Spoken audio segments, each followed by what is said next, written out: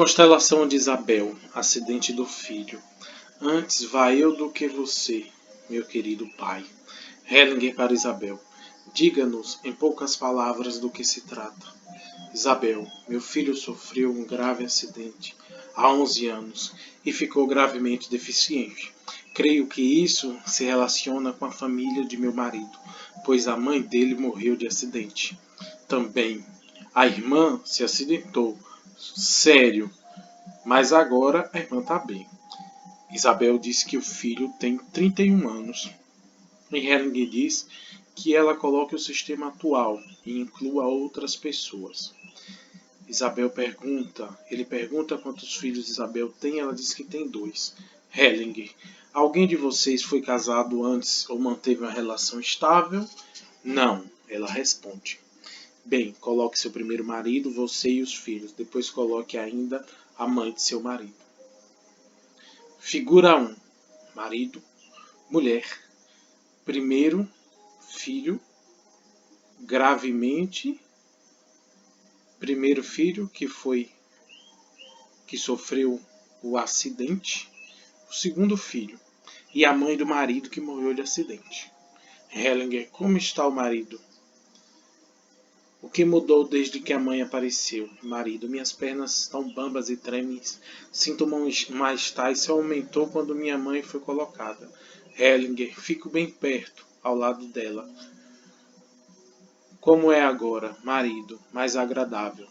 Sinto-me mais estável, mas agora não sinto mais relação com o que está em torno. Hellinger para Isabel. O que houve na família da mãe dele? Isabel. O marido dela desapareceu na guerra. Hellinger. Vamos colocá-lo também. Figura 2. Pai do marido que desapareceu na guerra. Hellinger. Como está o filho mais velho? Primeiro filho. Não estou sentindo minha mãe em absoluto. Minha avó me parece ameaçadora. Hellinger. Vou tirá-lo agora desse campo de força. Como está a mulher? Mulher. Agora estou melhor. Antes estava muito mal. Sentia o coração oprimido por causa do filho mais velho. Com o marido não tenho nenhuma relação. Quando chegou a mãe dele, a situação ficou ameaçadora. Noto agora que algo está fluindo na direção de meu filho. Agora me sinto mais livre. Respira fundo. Hellinger, como estão os filhos? Primeiro filho, melhor. Segundo filho, também estou melhor. Antes me sentia perdido. Hellinger, como está o marido agora? Marido, não estou no lugar certo. Sinto-me atraído para minha mulher. Ele se coloca ao lado da mulher e fica radiante. Hellinger para Isabel. Minha imagem é que o marido tem a tendência de seguir seu pai e sua mãe, ambos. Entretanto, em vez de fazê-lo ele próprio, seu filho sofreu esse acidente. Esta é a imagem minha. O filho diz ao pai, antes vá eu do que você. Porém, logo que os mortos são vistos e reconhecidos, o marido pode ficar e o filho também. Isabel, logo que ele os reconheça, ou Hellinger, logo que reconheça os mortos e os olhos sem medo, aberta e claramente. Isso ele está fazendo agora, pode-se ver. Você vê a mudança nele. Isabel, sim. Hellinger, então seus filhos ficam livres. Porém, os filhos precisam passar para a esfera da mãe, pois a família do pai está excessivamente carregada, está bem? Agora coloque você mesmo em seu lugar, Hellinger, para Isabel, quando ela fica ao lado do marido, e diz, agora prometa ao seu marido que vocês assumirão juntos o cuidado pelo filho. Diga a ele, Isabel para o seu marido, nós assumiremos juntos o cuidado por nosso filho. Hellinger, como se sente o homem ouvindo isso, marido? Acho difícil aceitar isso. Eu estava me sentindo muito forte aqui e tenho dificuldade de aceitar o que ela me diz. Hellinger, você precisa dizer a ele, eu ajudo você nesse cuidado, Isabel. Eu ajudo você a cuidar do nosso filho. Hellinger para o marido. É melhor assim, marido, é melhor. Hellinger diz ao grupo. Ele tem a principal responsabilidade assim. A mulher apenas pode apoiá-lo, não dividir com ele. Aí ele pode aceitar sua ajuda e o principal responsável porque o filho fez com isso, com o filho, porque o filho fez isso por ele em seu lugar. Isso está claro para você, Isabel. Para mim está claro que é assim. Hellinger, está bem, foi isso aí. Para o grupo ele disse. Alguma pergunta a respeito? O representante do filho acidentado. Quando alguém se encontra assim num papel de vítima, o que lhe compete fazer? O que é certo para a vítima? Hellinger, essa questão não foi abordada, por isso é uma pergunta complementar muito importante. Se o filho estivesse aqui agora, eu faria dizer ao pai, querido pai, por você eu assumi isso de bom grado. Esta é a verdade. Quando vem a luz, ela dá força a ele. Você pode sentir isso? Representante do filho acidentado. Sim.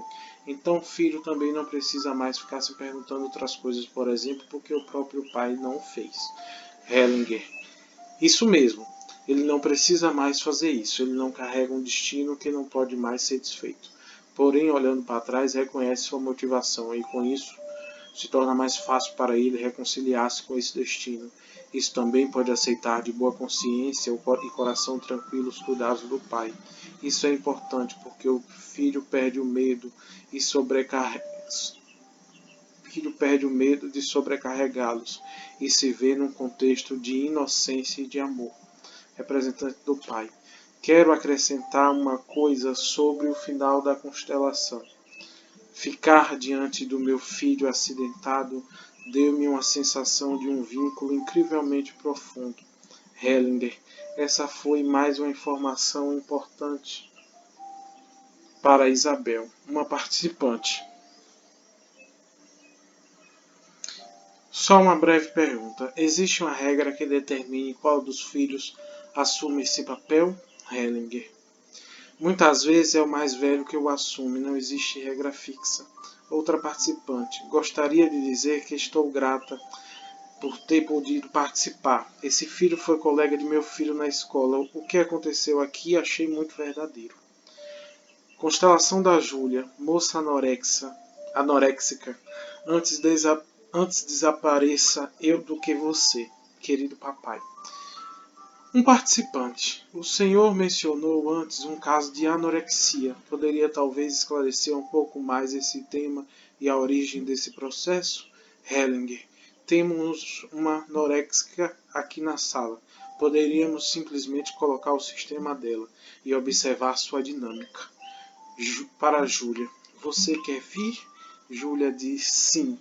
Para o grupo. Ela acaba de sair da clínica, por isso está com um aspecto melhor. Para a Júlia, ele diz: você não precisa contar nada, viu? Coloque simplesmente aqui sua família, seu sistema de origem e quem pertence a ele, tá certo? E Júlia diz: meu pai, minha mãe, eu, meus 4 irmãos. Gostaria também de incluir meu ex-namorado, pois somente comecei seriamente. Desculpa. Somente comecei com essa anorexia depois que eu conheci ele. Hellinger, não precisamos dele, apenas sua família. Algum de seus pais teve um casamento antes? Júlia, casamento não. Meu pai teve uma mulher importante, com a qual ele não teve nenhum vínculo, mas que sempre permaneceu num segundo plano. E Hellinger coloca essa galera toda. O pai, a mãe, a primeira filha, o segundo filho, a terceira filha, que é Júlia, a quarta e a quinta filha e a namorada do pai. E Hellinger diz: como está o pai? Pai. Quem é ela? E Hellinger diz: a namorada secreta. Pai. Desde que ela está ali eu me sinto bem. Risadas no grupo. Pai diz: antes eu estava pensando comigo mesmo. Já é tempo de procurar uma mulher. Hellinger: como está a mãe?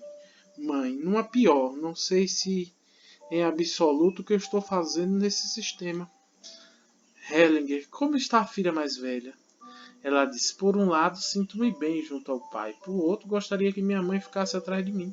Segundo filho: sinto-me muito disposto Estou entre a mãe e o pai.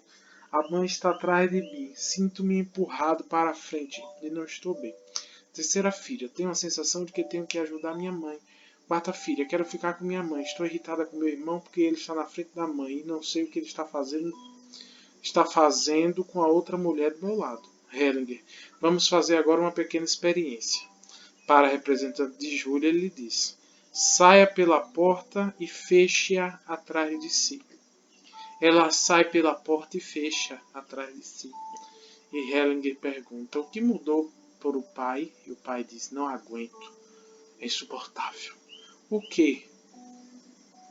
O pai: que ela falte. Era minha filha. E Hellinger diz ao grupo: a dinâmica da anorexia é o seguinte: antes desapareça eu do que você, meu querido pai. Quando a filha vai embora, o pai pode permanecer na família. A dinâmica aqui é esta: o pai se sente atraído para essa mulher, mas se a filha desaparece, ele precisa ficar. Esta é uma solução má, mas é esse o sentido da anorexia. Deixei isso claro, vários participantes, sim. Hellinger, agora vamos procurar uma solução melhor. Façam-na entrar de novo. Hellinger afasta o pai e sua amiga ao lado e coloca a mãe diante dos filhos. Hellinger, o que acontece agora com a mulher? Pai, sinto-me aliviada. Primeira filha, sinto-me confusa. Segundo filho, melhor. Terceira filha, é bom estar assim alinhada. Quarta filha, está razoável assim. Não sei ainda ao certo. Quinta filha, confusa. Hellinger, como está o pai? Pai, estou oscilando entre algo. Poderia acontecer com a amiga. Será um começo. Não vai dar certo de jeito nenhum. Hellinger, é um belo sonho. O pai confirma com a cabeça. Namorada do pai. Na primeira posição eu estava me sentindo muito bem. Era bonito ver todos na minha frente e eu tinha a sensação de que esta é a minha família. Agora não está bom aqui, absolutamente. Hellinger, vamos tentar agora uma nova solução. Hellinger, o que acontece agora? Mãe, assim é melhor. Pai. Olá, meus filhos. Primeira filha. Sinto-me cheia de amor. Segundo filho. Há pouco eu estava com raiva, porque ele estava longe. É melhor assim. Terceira filha. Está bem. Quarta filha. Está legal assim. Quinta filha. Está bom também. Hellinger para o grupo. A mulher não assumiu o homem completamente. Ela não se colocou conscientemente entre ela e a outra mulher. O pai também não assumiu a mulher completamente. Então surgiu essa situação. Uma filha quer desaparecer em lugar do pai para retê-lo na família. Para Júlia ele diz: você quer colocar-se em seu lugar? E ela diz: eu me sinto tão no centro, é difícil suportar isso. Hellinger, suportar a desgraça e a morte é mais fácil. Percebe isso? Ela assente, ela confirma com a cabeça. Hellinger pede para ela olhar para a mãe e diz: mamãe, eu fico. Júlia: mamãe, eu fico. Mamãe, eu fico. Mesmo que o papai vá, eu fico. Mesmo que o papai vá, eu fico. Hellinger: diga-o tranquilamente com suas próprias palavras. Mamãe, eu fico mesmo que o papai vá. Hellinger: como sente isso, Júlia? Esta posição é difícil de acreditar. Hellinger: como foi isto agora para a mãe? Mãe: bem, eu também estava querendo sair quando ela saiu da sala. Senti-me mais livre quando ela disse isso, apesar dos sentimentos de culpa. Para a Júlia ele diz: coloque-se ao lado de sua mãe, bem próxima. Olhe para ela e lhe diga: mamãe, eu fico. Júlia: mamãe, eu fico. Hellinger para o grupo: não soou bem. Risadas no grupo. Aqui isto fica mais fácil para mim. Hellinger: justamente o que ele disse ontem quando conversamos. Qual é o seu lugar? Aqui junto da mãe. Hellinger diz ao grupo: em que pese o que dizem tantas teorias terapêuticas, as pessoas anoréxicas estão mais seguras junto da mãe. Aqui a comprovamos. Oxalá. Está bem, foi isso aí. Acesso de fome seguido de vômitos. Bulimia. Um participante. Posso fazer uma pergunta? Hoje em dia a anorexia e a bulimia estão se alternando cada vez com maior frequência. A anorexia pura é cada vez mais rara. Acontece com a mudança de anorexia e bulimia. Hellinger. A bulimia tem uma dinâmica diferente da anorexia. Na bulimia, a situação familiar é tal que a criança não tem o direito de receber do pai, apenas da mãe. Dessa maneira, ela toma de sua mãe para ser-lhe fiel e então cospe fora por lealdade ao pai. Dessa maneira, fica leal a ambos. A terapia da bulimia é muito simples. A instrução básica à paciente bulímica é que, quando se sente o impulso de comer, ela prazerosamente compre tudo o que gostaria de comer e espalha em cima da mesa. Então ela deve pegar uma colher de chá, imaginar-se sentada no colo do pai, tomar a primeira colherada, olhar para o pai e dizer-lhe: com você isto tem sabor. De você eu tomo com gosto, comendo então a porção com prazer. Isso deve ser repetido a cada nova porção. A simples imagem já costuma bastar, mas não se deve fazer isso como se fosse um ritual. É preciso fazê-lo conscientemente, cada vez em mudar a instrução de acordo com o sentimento. No que se refere à mudança da anorexia para a bulimia, isso se deve ao fato de que a antiga anorexia ainda não se decidiu completamente a ficar. Assim ela come para ficar e vomita para ir. A solução consiste em que ela diga ao pai: quando sentir vontade de vomitar, papai, eu fico. Está em sintonia com algo maior. Hellinger. Gostaria de dizer alguma coisa sobre a atitude básica que mantenham no trabalho de ajuda. Isso também é importante para outros quando buscam soluções para um problema. Com frequência, me telefonam pessoas em dificuldades conjugais e me perguntaram se podem vir resolvê-las comigo. Na maioria dos casos eu digo: não, não faço isso. Caso contrário, vocês me confiarão algo que deve ficar entre vocês. Se me procurarem juntos, seu amor sofrerá prejuízo, pois confiarão a uma terceira pessoa o que pertence a vocês. No lugar disso, aconselho que cada um me telefone separadamente. Então talvez irei sugerir a cada um coisas diferentes e não vou querer saber o que vocês terão feito com minha sugestão. Eu os confiarei totalmente ao seu próprio amor, à sua responsabilidade e à sua força. Isso também vale quando alguém está em busca de cura, quando confia isso a uma outra pessoa e passa a depender dela. Ele se priva da força. Soluções que duram são um dom e uma graça. Quem as experimenta sente-se de repente em sintonia com algo que ultrapassa suas forças e o sustenta. O que procuro em meu trabalho é fazer com que as pessoas entrem em sintonia com essa força. Eu próprio me confio a ela, estou em sintonia com ela e assim trabalho com algo que simplesmente flui através de mim. Digo isso também para as pessoas que ainda gostariam de trabalhar aqui e percebem que isso não é mais possível neste curso. Talvez encarem isso como azar, mas não sabemos se realmente é assim. Conta uma história chinesa que 2 cavalos selvagens apareceram no sítio de um camponês. Então as pessoas lhe disseram: você teve sorte. Ele, porém, respondeu: veremos. No dia seguinte, seu filho montou os cavalos, mas foi derrubado e quebrou uma perna. Então as pessoas lhe disseram: você teve azar. Mas ele respondeu: veremos. No dia seguinte apareceram enviados do imperador recrutando jovens para a guerra. Assim nunca sabe ao certo. Risadas e aplausos no grupo. Hellinger. O tempo desse seminário está esgotado. Para concluir, contaria uma história a vocês.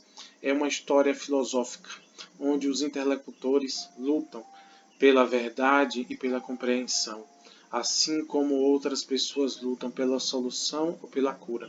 Contudo, também nesse caso, aquele que aparentemente ganha não subsiste sem aquele que perdeu, pois como poderia ele superar a fonte enquanto ainda está bebendo dela? Contudo, ao ouvirmos a história, não precisamos tomar posição. Por isso, enquanto a escutamos, sentimos-nos livres à pressão dos contrários. Eles só voltam a dominar quando ficamos entregues a nós mesmos e nós sentimos obrigados a agir e, por conseguinte, a decidir. 2 tipos de saber. Um erudito perguntou a um sábio como as coisas individuais se integram num todo e qual é a diferença entre conhecer muitas coisas e conhecer a plenitude. O sábio respondeu: o que está muito disperso se converte num todo quando se dispõe em torno de um centro, e assim centrado atua, pois só através de um centro o múltiplo se torna essencial e real, e sua plenitude nos aparece então como simples. E até modesta como uma força tranquila, que visa ao imediato e fica na base e próxima daquilo que se sustenta. Assim, para experimentar ou comunicar uma plenitude, não preciso conhecer, dizer, ter, fazer todas as coisas individualmente. Quem entra numa cidade atravessa um único portal. Quem bate um sino uma vez faz ressoar um uníssono muitos outros sons, e quem colhe a maçã madura não precisa investigar sua origem. Ele a toma na mão e come. Quem busca a verdade, objetou o erudito, precisam também conhecer as particularidades, mas o sábio contestou: só sobre as verdades velhas é que sabemos muitas coisas. A verdade que nos faz progredir é usada e nova, pois oculta o seu fim, como a semente oculta a árvore. Assim, quem hesita em agir querendo saber mais do que o próximo passo lhe permite, deixa escapar o que atua. Ele toma a moeda pela mercadoria e de uma árvore faz lenha. O erudito achou que isso era apenas uma parte da resposta e pediu ao sábio que explicasse um pouco mais, mas ele recusou com seu gesto, pois a plenitude começa como um barril de mosto doce e turvo que precisa fermentar bastante até tornar-se límpido. Quem tenta bebê-lo em vez de prová-lo facilmente cambaleia.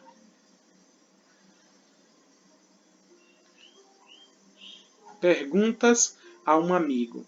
Entrevista com Robert Linz. A dimensão sistêmica dos problemas e o destino. Caro Bert, como é que você chegou à psicoterapia sistêmica? É difícil para mim refazer esse caminho, pois já se passou muito tempo. Porém, quando me lembro, o insight decisivo me veio quando pratiquei a análise do script segundo Eric Berne. Ele partiu da constatação de que cada pessoa vive de acordo com um determinado padrão. Esse padrão pode ser encontrado em histórias literárias, como contos de fadas, romances, filmes, etc., que impressionam essa pessoa. Pede-se a ela que mencione uma história que a comoveu em sua primeira infância, ainda antes do 5º ano de vida. É uma segunda história que a comove atualmente. Então, se comparavam essas duas histórias e a partir do elemento comum a ambas se deduz qual é o secreto plano de vida daquela pessoa. Eric Berne acreditava que esse script resultava das primeiras mensagens que os pais transmitem aos filhos. Entretanto, descobri de repente que isso não é verdade. Linz, como é que você descobriu isso? Vi que alguns dos chamados scripts, portanto, dos planos de vida pelos quais as pessoas inconscientemente se orientam, decorrem de vivências bem antigas, independente de sua transmissão pelos pais. Quando alguém traz, por exemplo, a história do anão Rumpelstiltskin, vemos que se trata de uma história onde o pai entrega a filha e onde fala a mãe. Então pode-se seguir essa indicação e segurar a pessoa. Se na família dela alguma criança foi dada, ou se ela própria foi dada, então talvez se manifeste que ela se sente como uma criança que foi dada e se propôs viver e se comportar como tal por toda a sua vida. Linz, como prosseguiu seu trabalho com as histórias de script? Bert, depois de algum tempo descobri que muitas dessas histórias absolutamente não se referem à pessoa que as conta, mas a outra pessoa de sua família. Por exemplo, certa vez encontrei um homem que, em criança, se impressiona muito com a história de Otelo. Aí me ocorreu de repente que essa história não poderia referir-se a ele mesmo, pois uma criança não pode vivenciar o que Otelo vivenciou. Então perguntei-lhe de chofre: que homem de sua família matou alguém por ciúme? Ele respondeu: meu avô. Sua mulher lhe foi infiel e ele fuzilou a amante.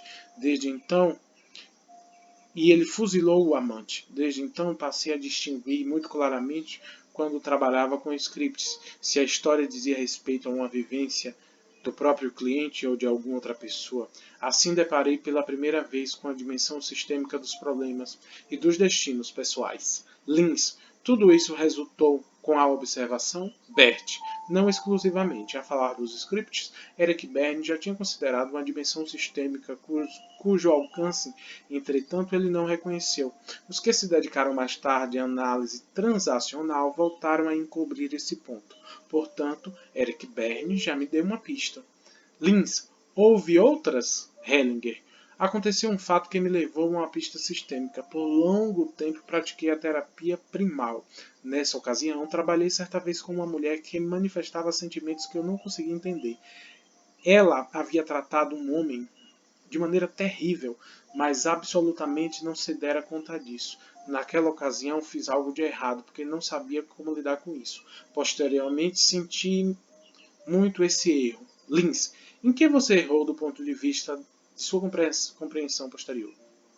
Bert, atribuí aqueles sentimentos a essa mulher, como se fossem próprios dela. Só mais tarde verifiquei que existe o que se chama de sentimento adotado. Até então, eu partia do pressuposto de que só existem dois tipos de sentimento, os primários, que são a reação imediata a eventos, ou a uma ofensa, e os sentimentos que substituem os primários ou defendem contra eles. Por exemplo, uma pessoa fica triste quando deveria estar com raiva, ou fica zangada quando deveria sentir-se grata. Lins, portanto, os sentimentos secundários. Bert, sim, o fato de existirem sentimentos adotados por alguém inconscientemente assume de outra pessoa e dirige uma terceira que nada tem a ver com o assunto. Isso eu só percebi quando eu voltei a refletir sobre o caso. Assim, através da terapia primal, deparei-me também com a dimensão sistêmica dos sentimentos e dos destinos funestos. A seguir, fiz uma nova descoberta. Verifiquei também que o sonho às vezes não dizem respeito à pessoa que sonha, mas algo que pertence a outras pessoas da família. Quando atribuímos o conteúdo de um sonho à pessoa que o tem, podemos incorrer com equívocos e cometer injustiça para com ela. Portanto, os sonhos também revelam, às vezes, um envolvimento nos destinos de outra pessoa. Por outras palavras, eles também podem ter dimensão sistêmica. Mestre e estimuladores. Lins, você citou Eric Berne como um de seus motivadores. Pode citar outros mestres a quem você acredita algo que em seu desenvolvimento contribuiu como psicoterapeuta? Hellinger, são muito. Meus primeiros mestres foram os terapeutas sul-africanos, formados nos Estados Unidos, que trabalhavam com a dinâmica de grupos.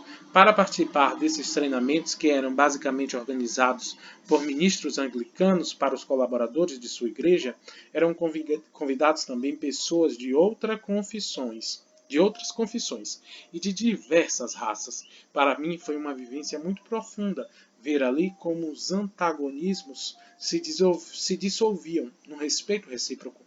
Também pude imediatamente colocar isso em prática, porque era diretor de uma grande escola para africanos em Natal.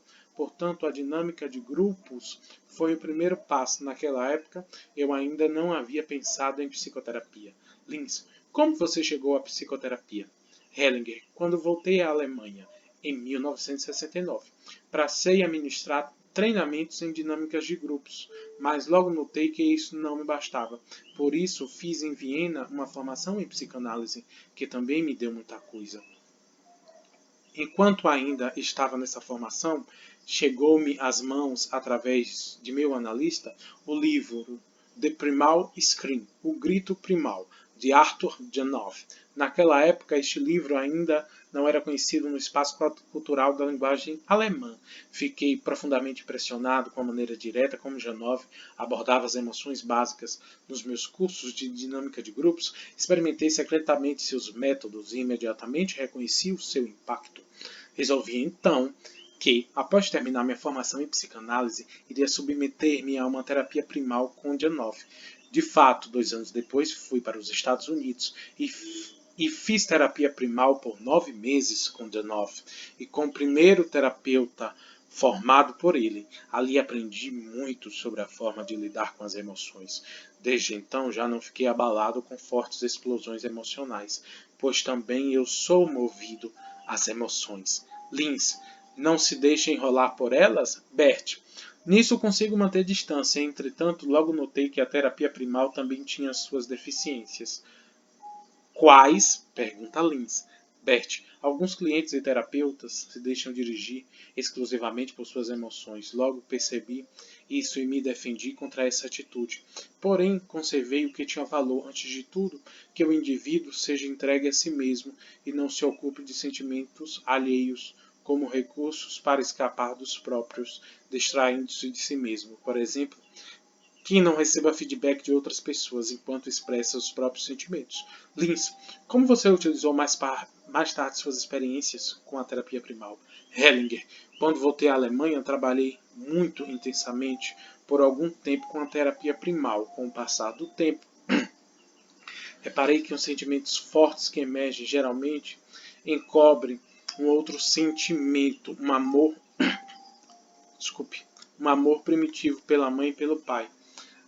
Assim, sentimentos como a raiva, a cólera, o luto e o desespero muitas vezes funcionam apenas como defesa contra a dor causada pela interrupção de um movimento precoce em direção da mãe e do pai.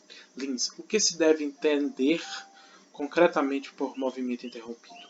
Hellinger, quando a criancinha quis ir na direção da mãe,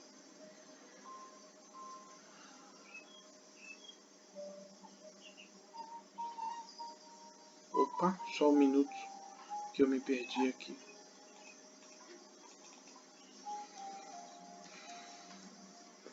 Quando a criancinha quer ir em direção à mãe ou pai, mas não pode fazê-lo, por exemplo, porque estava no hospital ou numa incubadora, como bebê prematuro, ou ainda porque o pai ou a mãe morreram cedo, então o amor se transforma em dor, que é o outro lado do amor. No fundo, é exatamente a mesma coisa. A dor é tão grande que a criança mais tarde nunca mais quer aproximar-se dela. Ao invés de ir ao encontro da mãe ou de outras pessoas, prefere manter-se distante delas. Em vez do amor, sente raiva ou desespero e a dor da perda. Quando o terapeuta sabe disso, pode prescindir desses sentimentos mais superficiais e visar diretamente ao amor. Ele conduz o cliente até o ponto que o movimento foi interrompido e o reestabelece no contexto de uma terapia primal ou de uma constelação familiar. Dessa maneira, o movimento interrompido é reconduzido ao seu termo, advindo uma profunda paz. Então, acaba muita coisa que resulta da mágoa primitiva, como medos, compulsões, fobias, sensibilidade excessiva ou outras formas conhecidas de comportamento neurótico. Que tarefa cabe ao terapeuta nesse processo? Hellinger.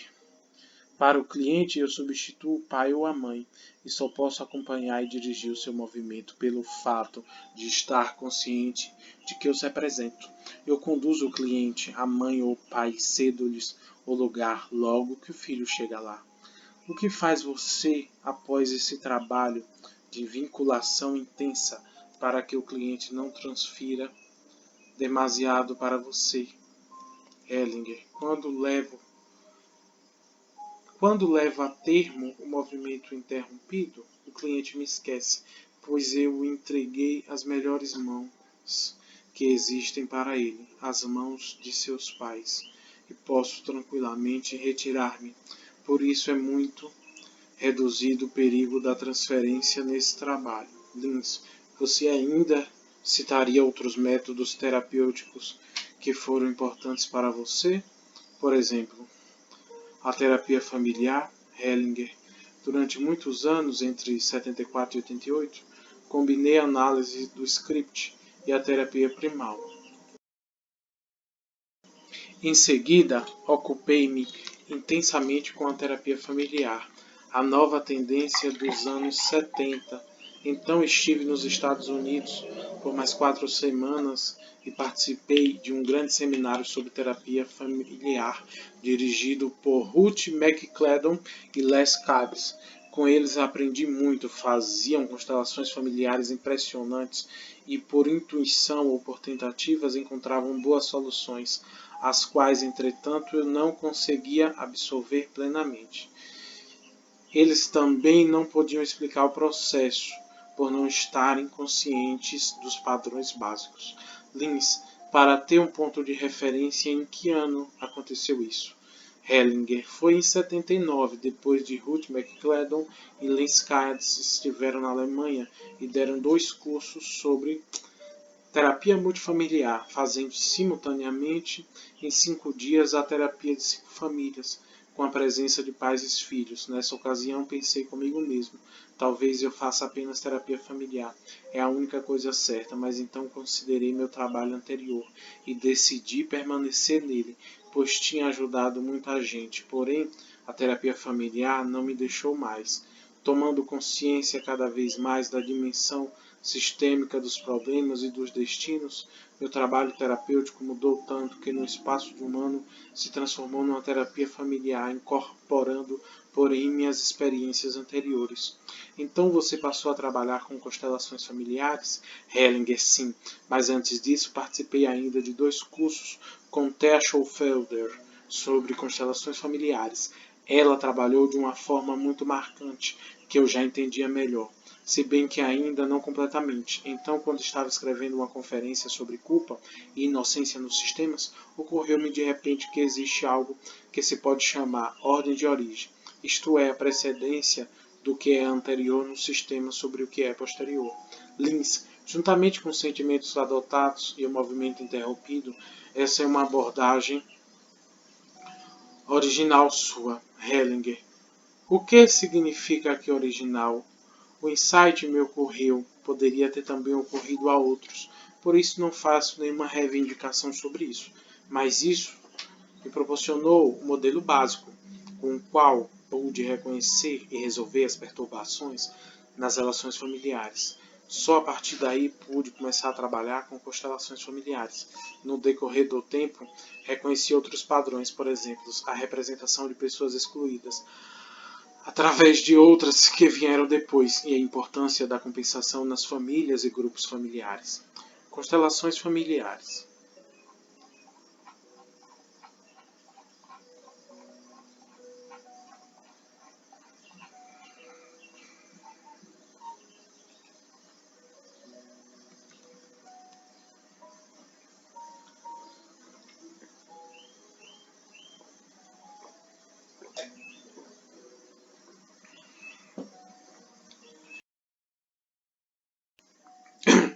Lins, você mencionou há pouco que muitos trabalham com constelações familiares antes de você.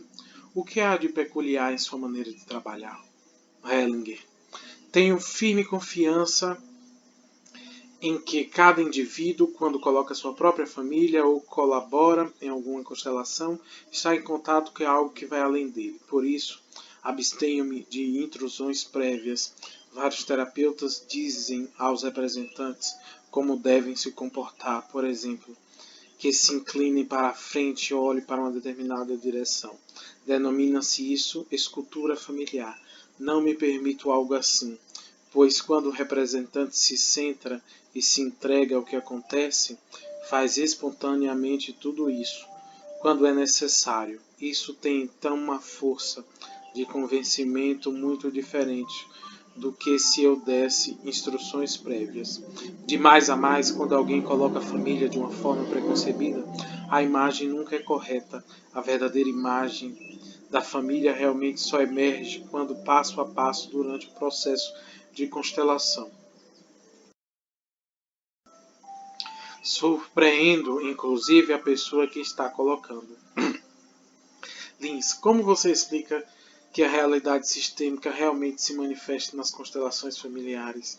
Hellinger, isso eu não posso explicar, mas é possível ver que os participantes de uma constelação familiar, desde que são colocados em relação uns com os outros, não estão mais em si, mas se comportam e se sentem como os membros da família que representam.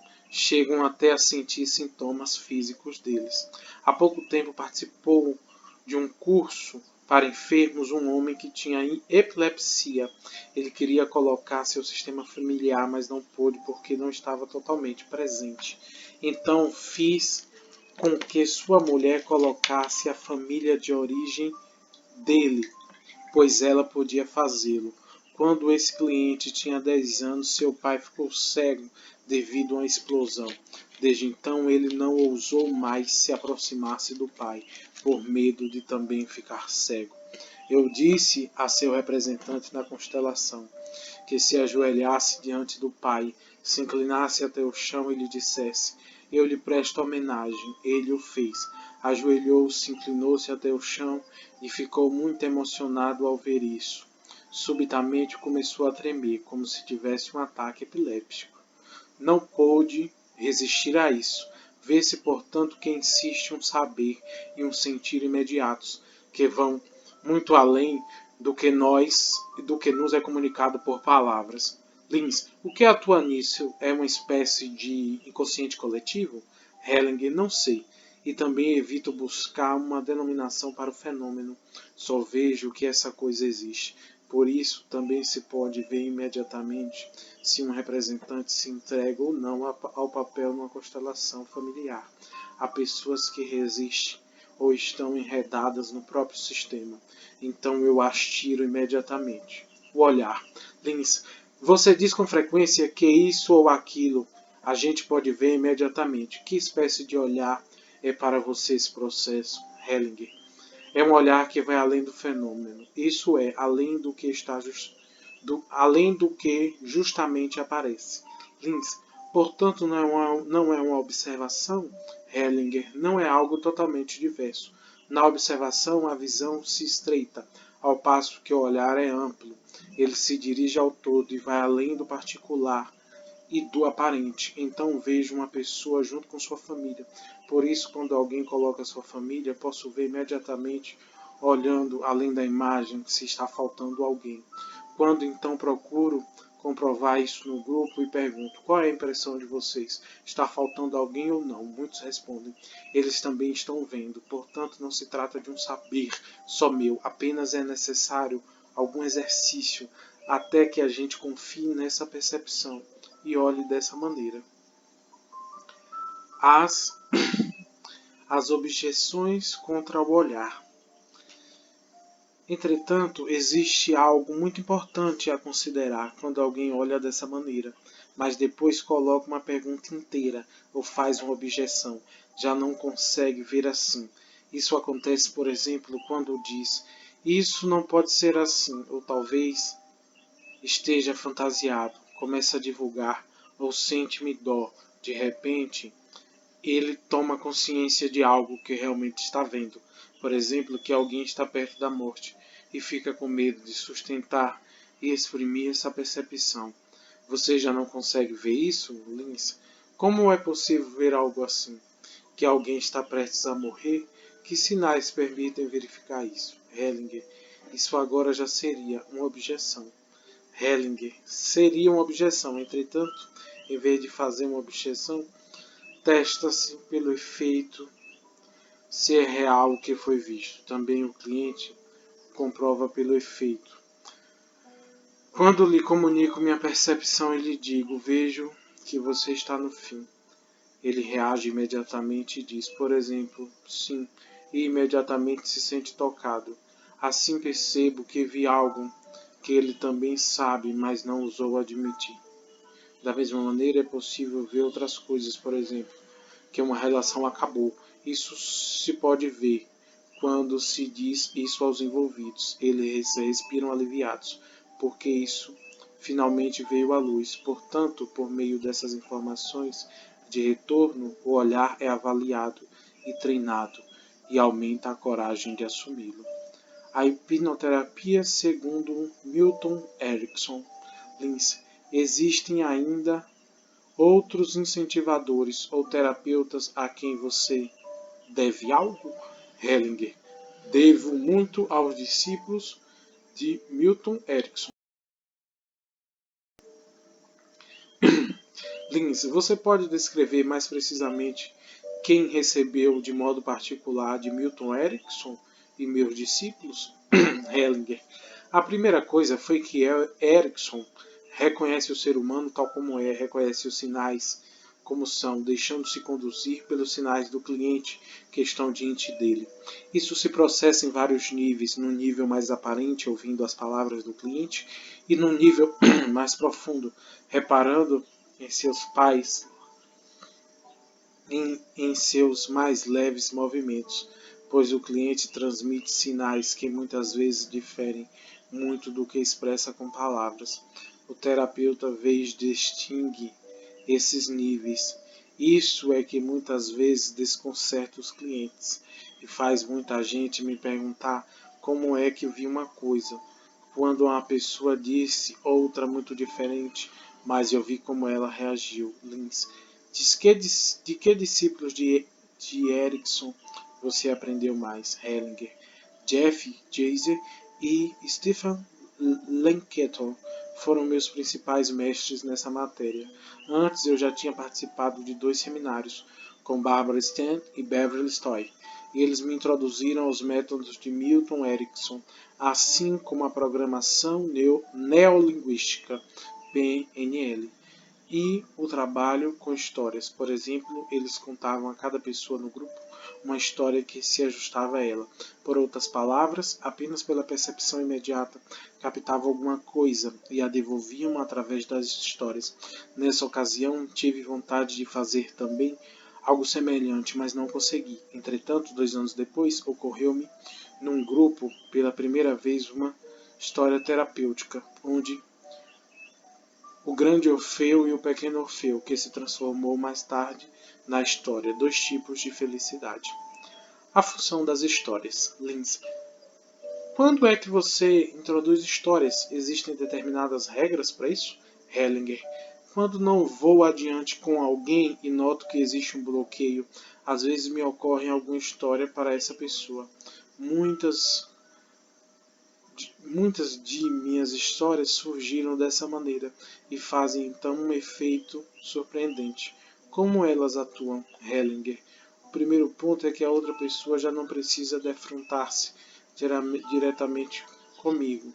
Se, por exemplo, eu lhe digo diretamente o que ela poderia ou deveria fazer, ela se vê como um oponente e precisa colocar limites diante de mim. Ainda que seja correto o que lhe digo, ela precisa fazer isso para preservar sua dignidade. Mas, quando lhe conto uma história, ela não se defronta mais comigo, e sim os personagens da história.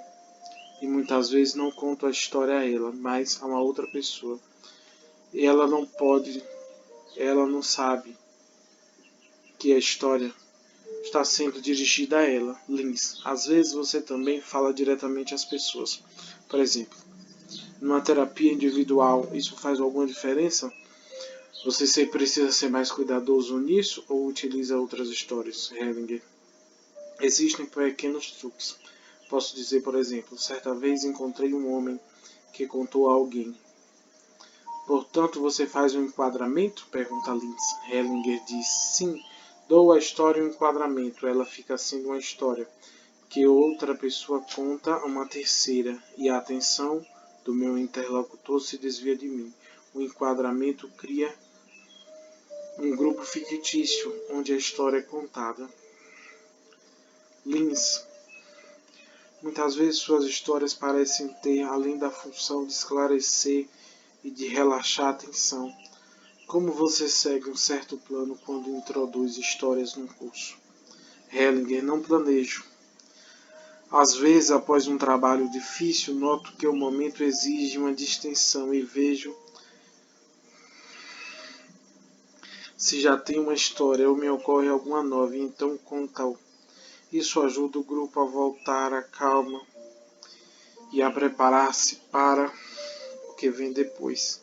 Também são histórias desse tipo os exemplos que eventualmente uso para esclarecer alguma coisa, são igualmente pausas para descanso. Dessa forma, procuro fazer com que um curso se desenvolva como um drama.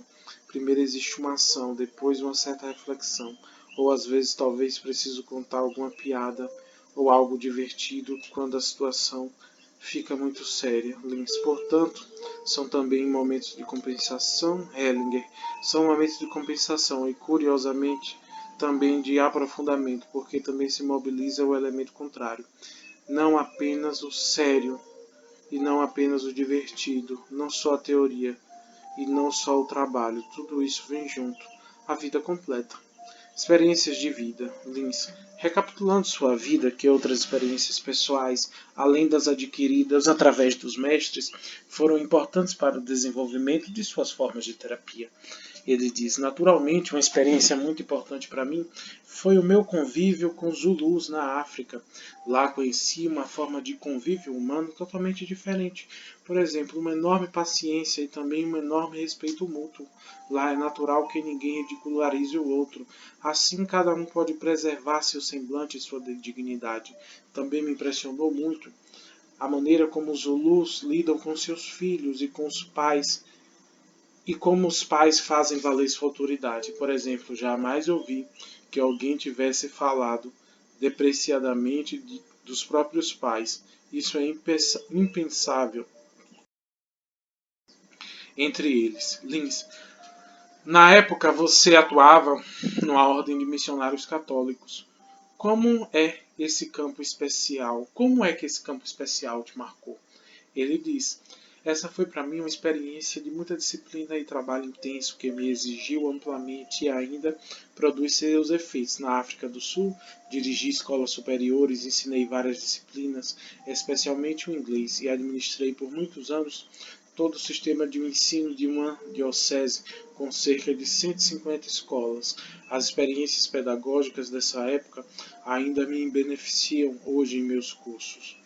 Quando você deixou a ordem religiosa no início dos anos 70 e mudou de profissão, houve resistências? Pergunta Lins. Hellinger. Quando me afastei, não houve resistências, nem da parte da ordem, nem da minha parte. Foi um crescimento ulterior. Por essa razão, foi um crescimento interior. Por essa razão, não vivenciei minha saída como uma ruptura, mas como uma evolução. Portanto, sua saída foi totalmente pacífica? Pergunta Liz. Hellinger, sim. Posso olhar para trás com bons sentimentos e ainda mantenho contato com alguns amigos da ordem.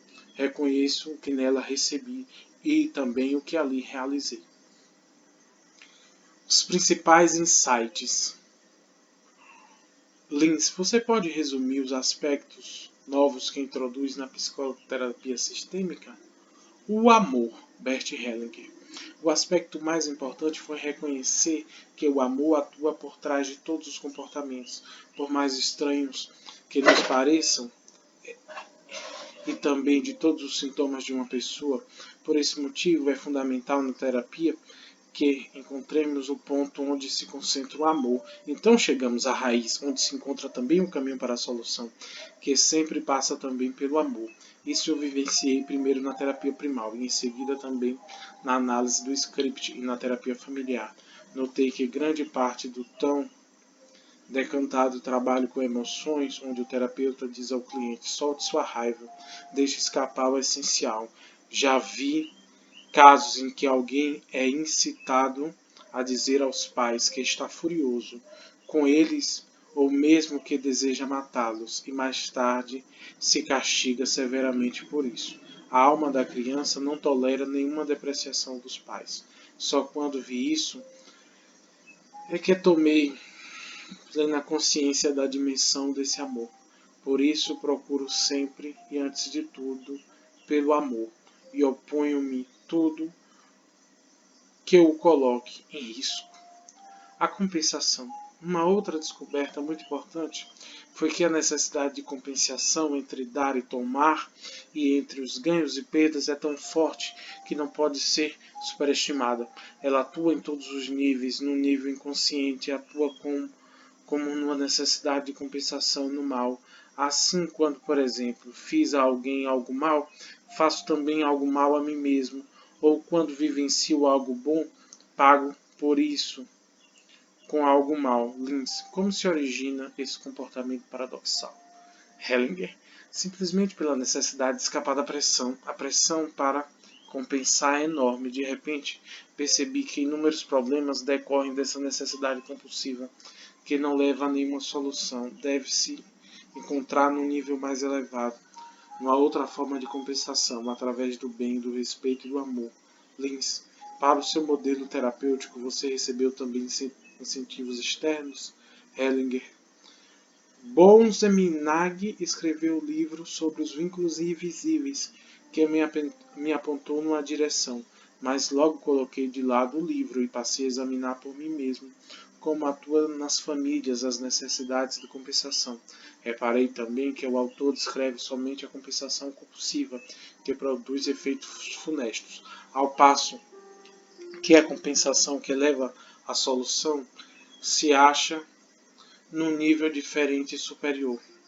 Direitos iguais de pertencimento. Linz. Existe alguma percepção básica que orienta de modo especial o seu esforço terapêutico? Hellinger.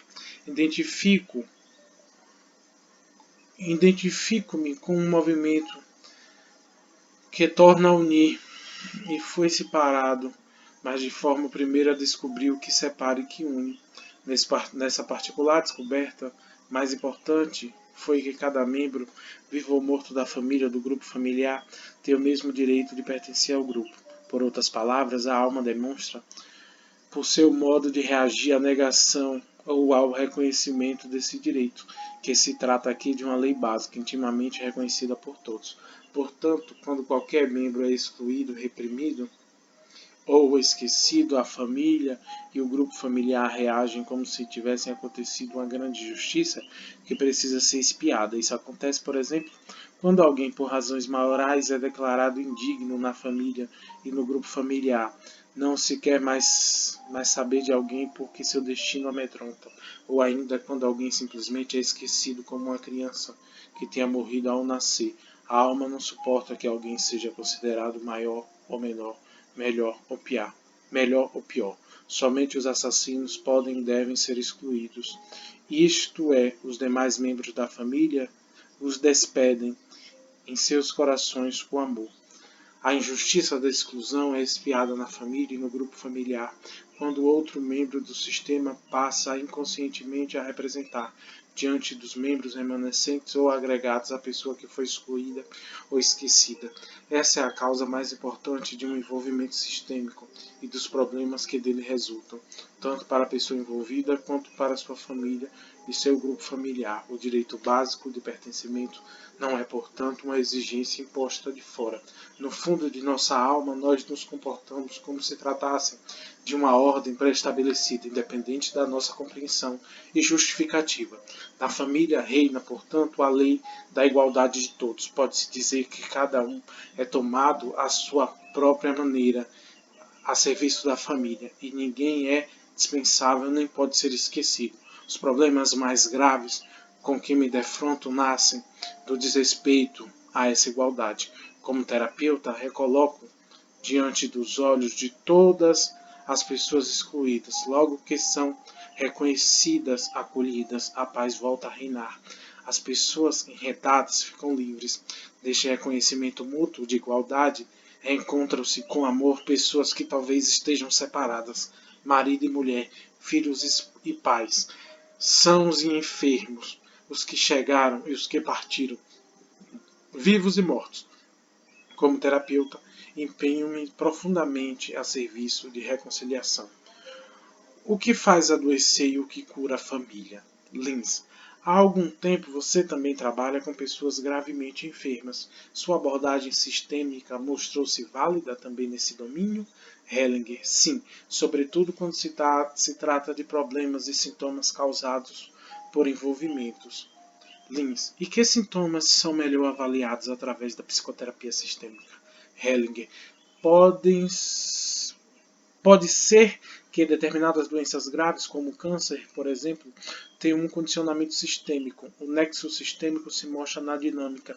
Eu sigo você, isto é, alguém que quer seguir na doença ou na morte uma pessoa do grupo familiar que está doente ou faleceu. Ou então, quando uma criança vê que alguém de sua família quer seguir o outro desta maneira, ela diz: antes eu do que você. Existe ainda o desejo de espiar e compensar algo funesto, através da qual, igualmente funesto,